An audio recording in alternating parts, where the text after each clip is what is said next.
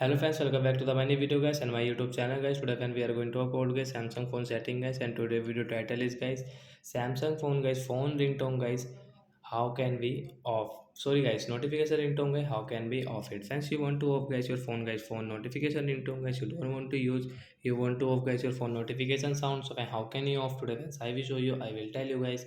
So friends, open your phone setting guys to off guys your phone notification sound. So guys, we will on our phone setting.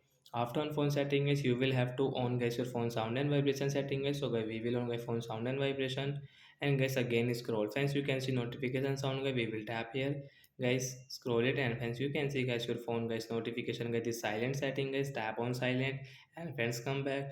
Friends, you can see notification sound will off guys, you can increase and decrease. Friends, you can see we don't have any notification volume in our Samsung phone device.